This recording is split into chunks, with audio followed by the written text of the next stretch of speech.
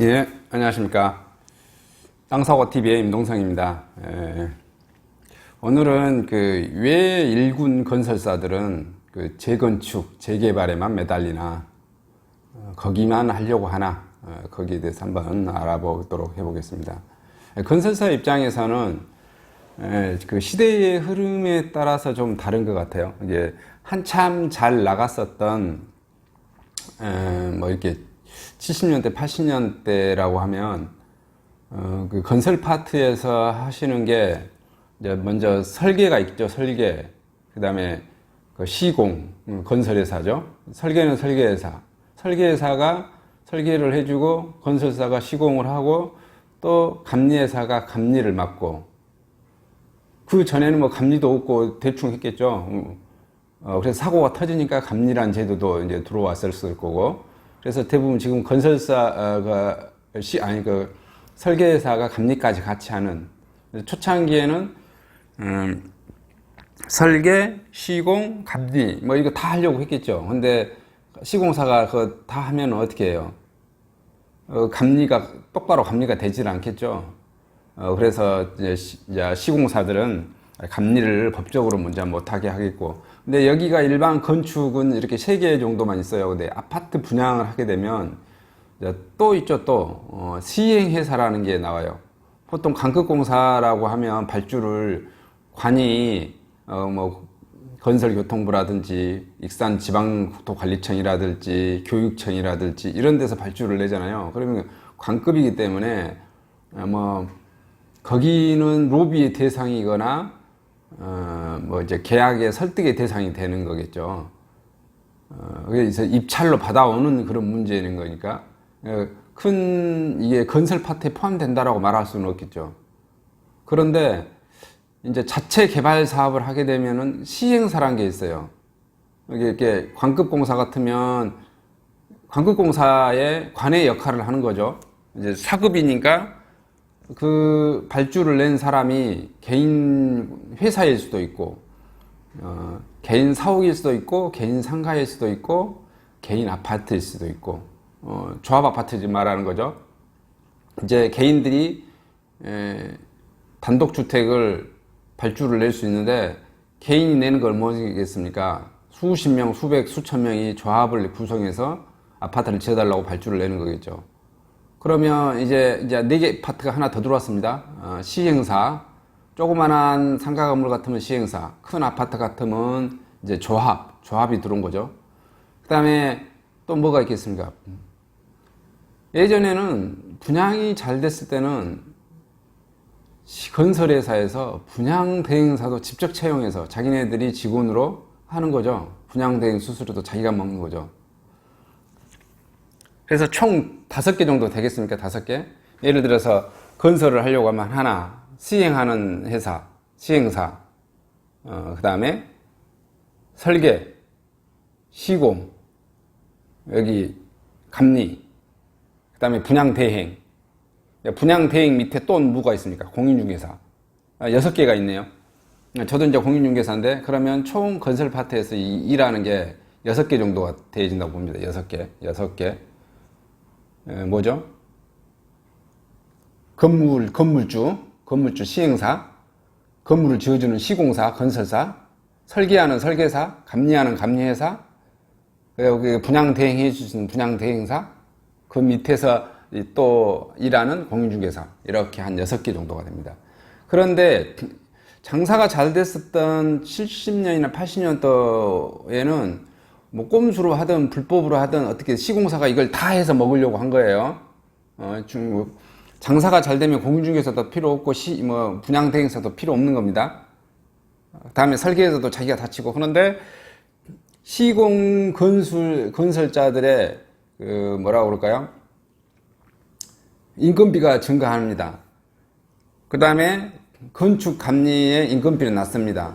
그러면 예를 들어서 내가 삼성이라는 건설회사를 가지고 있어요. 현대라는 건설회사를 가지고 있는데 그들의 연봉은 예를 들어서 평균 7천, 8천 이렇게 주는데 그 설계회사들의 연봉은 평균 뭐 3, 4천 밖에 안 돼요. 그러면 그 일군 시공사가 그걸 가지고 있으면 인건비 싸움에서 안 되겠죠. 그래서 인건비를 더 낮은 데다가 줘버릴 거니까 예전에는 건설회사가 설계회사도 이렇게 가지고 있는데 설계회사가 다 자체 독립적으로 다 떨어져 나간 거죠.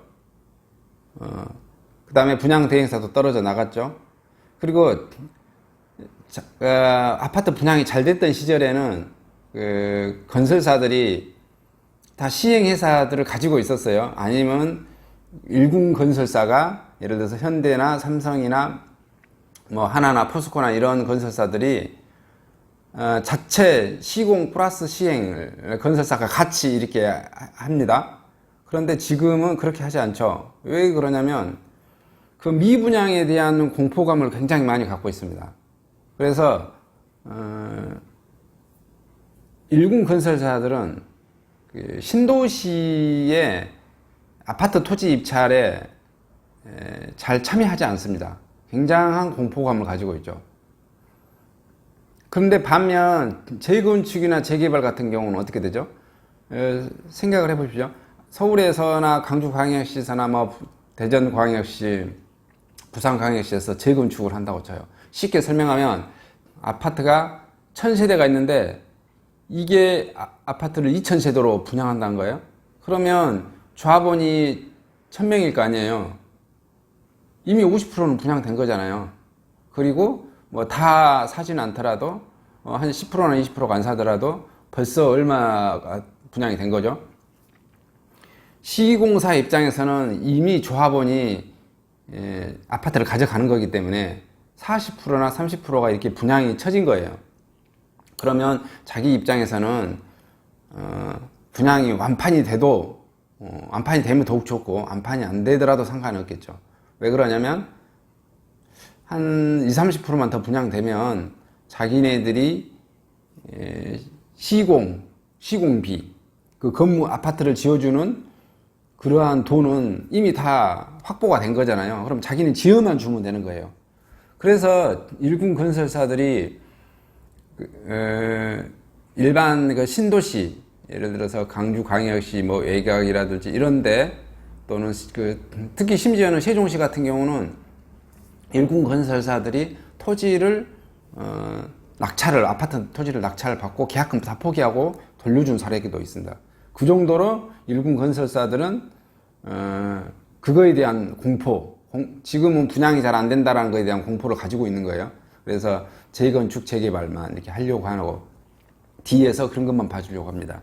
그래서 지금 봐보시면 지구 단위 내에 있는 신도시 봐보시면 거의 서울, 수도권, 경기도죠. 여기만 일군 건설사들이 하려고 하는 성향이 좀 강합니다. 근데 그 경기도가 봐보면 서울시를 놔두고 360도 삥 돌잖아요. 근데 제가 봤을 때는 그 경기도 신도시가 더 위험할 수도 있죠. 근데 중견 건설사들은 자기가 재건축이나 재개발에 가면 어떡합니까? 그 조합원들이 예를 들어서 중건설이나 우미건설이나 뭐 호방건설이나 이런 거 명함 내미면 누가 받아주나요? 올드건설이나 이런 게 중견건설사들이 오면은 받아주나요? 일군건설사 예를 들어서 현대, 삼성, 포스코, 뭐 이편한세상 뭐 이 정도 뭐 대우 이렇게 푸르지오 이 정도 들어와야지 그 조합에서 이렇게 검토를 해줍니다. 그러다 보니까 아예 중견 건설사들은 목을 넣었다며죠. 그렇죠. 신도시 지구 단위에다 매는 겁니다. 지금 그런 식의 시스템으로 흘러가는 겁니다. 그래서 굉장히 중견 건설사들은 공격적으로 분양을 합니다. 시행, 시공을 또 다 하고 또 중견 건설사들은 그런 데에 재건축, 재개발이 불러주지 않기 때문에 어떻게 한다? 시행사를 막 10개, 20개, 30개, 40개 이렇게 만들어냅니다. 그래서 지구 단위에 있는 신도시에다가 어떤 아파트 부지가 두 필지나 세 필지가 나온다. 그러면 그 자기네 자회사겠죠. 그 시행회사를 한 40개를 한꺼번에 이렇게 입찰에 들어가서 그러면 n분의 1씩 가져가는 거잖아요. 뽑기 당첨될 확률이 높겠죠. 이런 식으로 해결을 합니다. 그래서 일군 건설사들은 굉장히 지금은 자기네는 오로지 시공만, 단순하게 시공만, 자체 개발 사업 하지 않으려고 안전빵에 사업을 하시려고 하시는 겁니다. 지금은 갈수록 이런 시대로 왔다고 보시면 됩니다. 여러분도 투자를 하실 때 이렇게 안전빵 위주로, 안정적인 위주로 이렇게 하시길 바랍니다. 물론 그런데 보통 초창기에는 한번 공격적으로 해야 될 때가 있어요. 한두 번 정도는 자기가 어느 정도 자산이 10억이나 20억 될 때까지는. 그때 전까지가 아주 뭐라고 그럴까요? 안정적으로 하는 것은 아예 기회 자체를 가질 수 없는 것 같고요. 어느 정도 이제 자산을 구축하기 전까지는 좀 공격적으로 하시되 어느 정도 형성이 되면 굉장히 안정적으로 이렇게 하셔야 된다. 이 정도 말씀만 해드리고 싶습니다. 오늘 땅사고TV에서 왜 일군 건설사들은 재개발, 재건축만 목을 매나 거기만 사업을 하려고 하나에 대해서 간단하게 설명을 해드렸습니다. 감사합니다.